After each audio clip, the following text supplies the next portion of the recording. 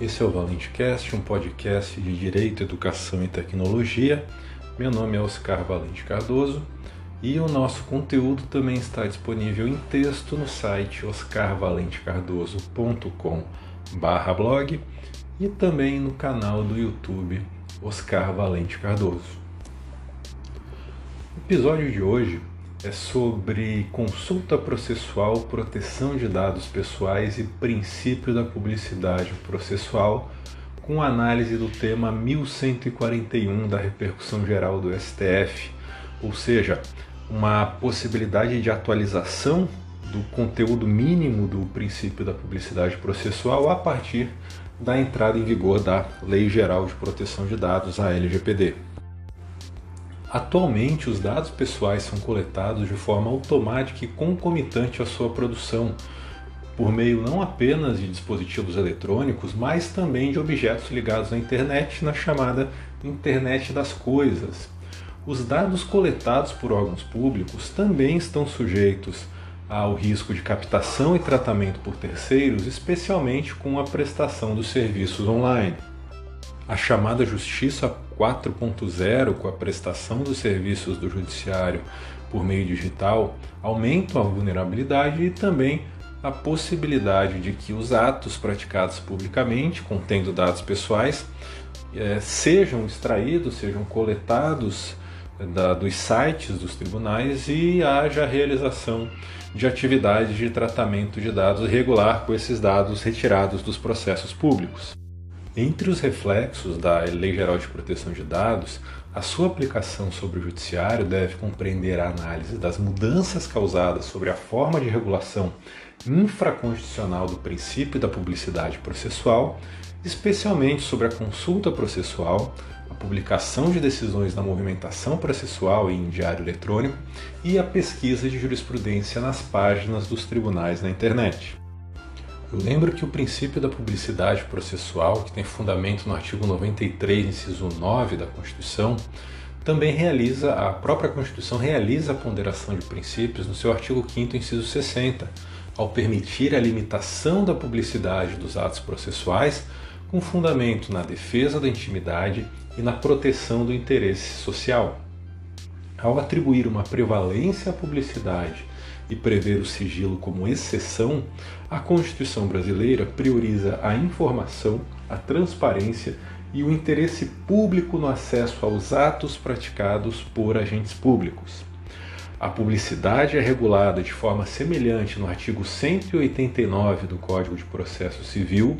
no artigo 792 do Código de Processo Penal e no artigo 770 da Consolidação das Leis do Trabalho, a CLT. Ainda, a publicidade pode ser interna ou endoprocessual, quando assegura o acesso aos atos processuais pelas partes e seus representantes, ou externa ou extraprocessual, que é garantida para qualquer pessoa fora do processo interessada juridicamente ou não. A Constituição restringe apenas a publicidade externa ou extraprocessual, ou seja, admite o sigilo extraprocessual por uma razão: para preservar o direito à intimidade do interessado quando isso não prejudicar o interesse público à informação. Em outras palavras, se permite o sigilo extraprocessual, mas não o endoprocessual ou interno, porque as partes têm o direito fundamental de acesso e conhecimento a todos os atos do processo, sem exceção. Por isso, o segredo de justiça impede o acesso aos atos por pessoas que não participam do processo. Na Justiça do Trabalho, por exemplo, não é possível realizar a pesquisa de processos pelo nome da parte autora, que é o trabalhador, mas apenas por alguns dados mais específicos, que são o número do processo, o nome do advogado e número do registro do advogado na OAB.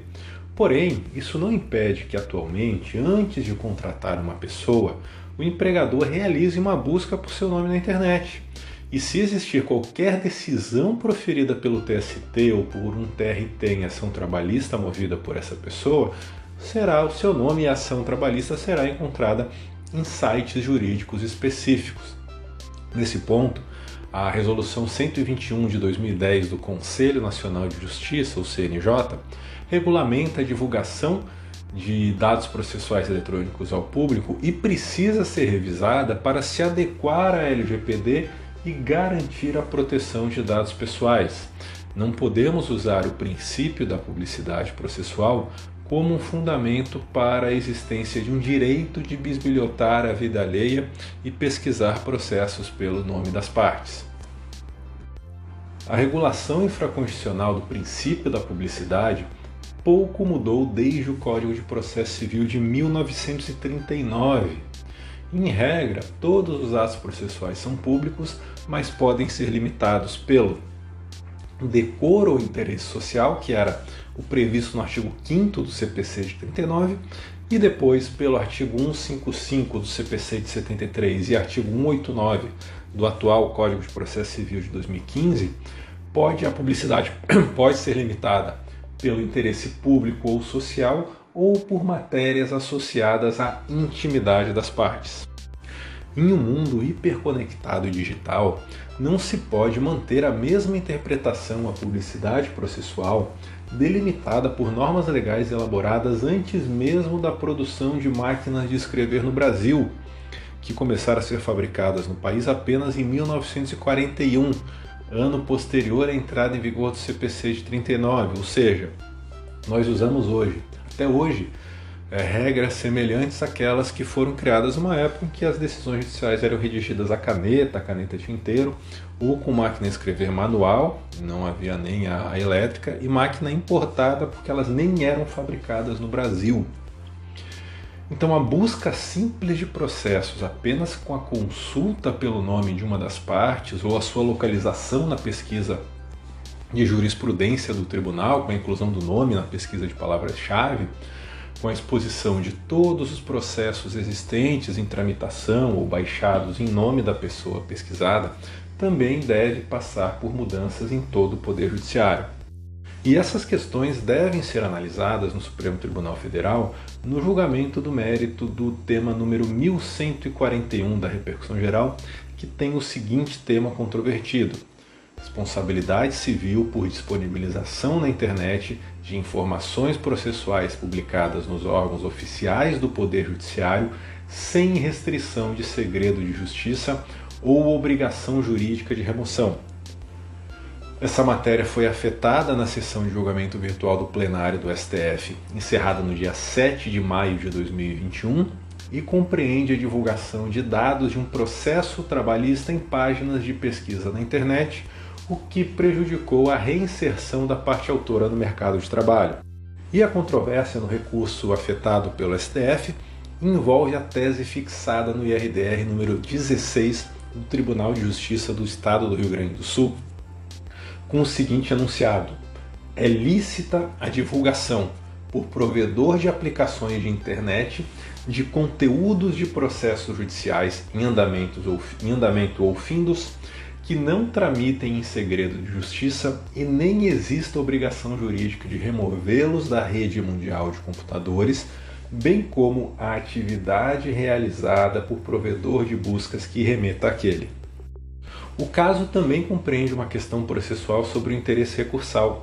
O recurso que deu origem ao tema 1141 da Suprema Corte foi interposto por um dos réus no processo na primeira instância, que, apesar de ter sido vencedor na tese fixada no IRDR 16 do TJRS, pretende a ampliação de seus efeitos territoriais do Rio Grande do Sul para todo o território nacional, para modificar essa limitação que foi realizada pelo Tribunal de Origem. Então, ao apreciar a responsabilidade civil de terceiros pela divulgação de dados pessoais coletados de atos públicos praticados em processos judiciais, o Supremo Tribunal Federal terá a oportunidade de atualizar a interpretação do princípio da publicidade processual diante do respeito à privacidade e da proteção dos dados pessoais. Os dados pessoais são tratados nos processos judiciais com fundamento na base legal do exercício regular de direitos, prevista nos artigos 7º, inciso 6, para os dados pessoais não sensíveis ou propriamente ditos, e no artigo 11, inciso 2, a linha D, para os dados pessoais sensíveis, ambos os dispositivos da LGPD, e também com fundamento no fato de que a publicização dos dados pessoais não afasta a observância dos princípios de tratamento previstos no artigo 6º e o respeito aos direitos do titular assegurados pela LGPD, de acordo com a ressalva feita pelo parágrafo 4º do artigo 7º da LGPD. Por isso, a coleta de dados dos atos processuais públicos deve ter limites. Em um mundo digital, no século XXI, além da justiça, também é preciso definir quem não pode ver ou levar em conta os dados pessoais das partes na tomada de decisões. Por hoje é só, e em breve nós voltamos com mais um episódio do ValenteCast. Até mais!